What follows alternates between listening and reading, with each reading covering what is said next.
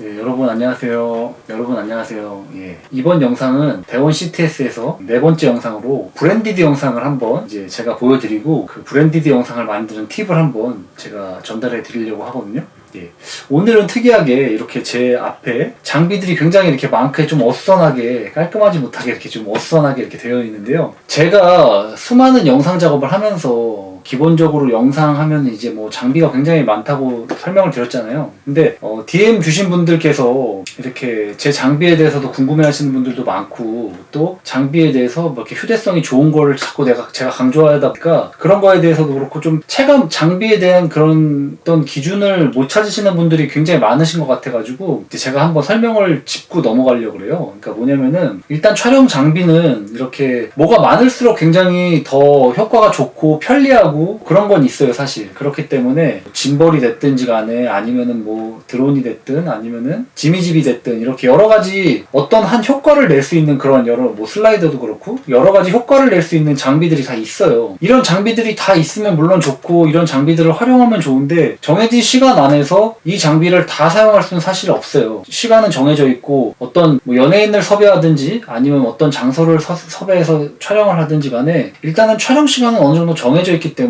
그 시간 안에 얼마나 빠르게 그 효과를 낼 수 있느냐, 이게 굉장히 압권이거든요. 그래서 오늘 설명해 드리려고 보면은 이렇게 지미집이, 이것도 일종의 에델크론의 지미집인데 굉장히 무겁죠. 이것도 세팅하는 데만 거의 빠르게 하면 한 10분, 늦어도 한 30분 정도가 걸리거든요. 이 지미집의 효과는 여러분 뭐 다 아시겠지만 굉장히 좋아요. 영상미가 있고 영상을 굉장히 풍부하게 해주거든요. 근데 짐벌이 있으면은 이거를 대응할 수 있을 정도로, 짐벌이 있다 그러면은 지미집은 사실 필요가 없어요. 그렇지만 이 지미집의 길이가 길어가지고 어느 정도의 높이를 커버해 줄 수 있다 그러면은 짐벌보다 더 좋은 효과를 내겠죠. 그러니까 이처럼 장비가 어떤 거냐에 따라서 그 영상에 대한 효과는 분명히 달라지게 마련이에요. 그래서 오늘 이런 거 설명을 일단 드려보면 무거워. 지미집이 이렇게 있고요. 에델크론의 정확한 명칭은 집1입니다. 집1. 에델크론의 집1. 그리고 제가 너무나도 사랑하는 매빅3죠. 매빅3. 그 다음에 FPV 드론. FPV 드론도 자주 사용하고 있고요. 그리고 이 같은 경우는 이제 브랜디드 영상에서 거의 필수적인 요소이긴 한데 굉장히 무겁고 금액도 비싸고 사실 일반 1인 크리에이터가 영상을 하시기에는 사실 좀 비추 드릴 만한 그런 장비거든요. 에델크론 제품인데 헤드 플러스인데 아무튼 무겁고 비쌉니다. 그래서 이거는 사실 저는 추천드리진 않은데 영상 작업을 할 때 이런 것들이 이제 동반되어야 되는 순간들이 있어요. 클라이언트가 보고 있거나 뭐 여러 가지 요청이 있어요. 뭐 드론도 이런 매빅2 아니면 매빅3가 좋은데 뭐 인스파이어급, 팬텀급 이런 식으로 주문을 하시는 경우가 있기 때문에 내가 기동성이 좋다고 해서 브랜디드 영상도 기동성 있게 뭐 아무렇게나 만드는 건 또 아니거든요. 왜냐면은 브랜드나 여러 가지 그 클라이언트 분께서 원하는 영상이 있고 원하는 장비가 있기 때문에 그것도 맞춰 드려야 되기 때문에 아무튼 이런 장비를 쓰는 거거든요. 그러면은 오늘은 이렇게 좀 묵직한 것들은 일단 테이블에서 빼버렸습니다. 제가 보기 싫어서 빼고 뭐 그런 거라기보다 일단 저는 촬영할 때 무거운 거를 굉장히 싫어합니다. 무거운 걸 굉장히 싫어하고 브랜디드 영상이든 뭐 SNS 영상이든 뭐든지 간에 자그마한 기기로 극대화의 효과를 누릴 수 있는 그런 효과를 그런 효과라기보다 그런 어떻게 보면 브랜디드 영상에 최적화된 좀 그런 장비나 그런 요령을 좀 설명해 드리고자 하거든요.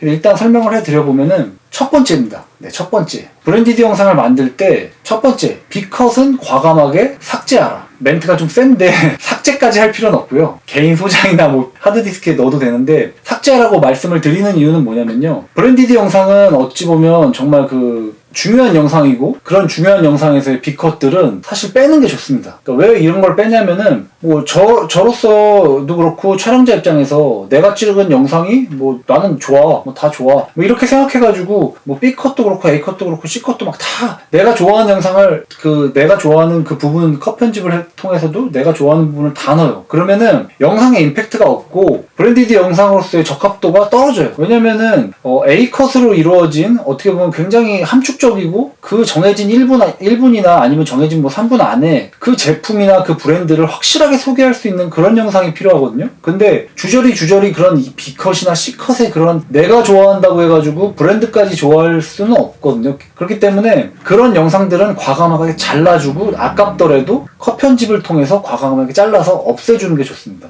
그렇게 해서 A컷만 남겨두고 A컷만 요점만 간단히 해가지고 그런 영상들을 모아서 짜집기 하는 게 가장 중요합니다.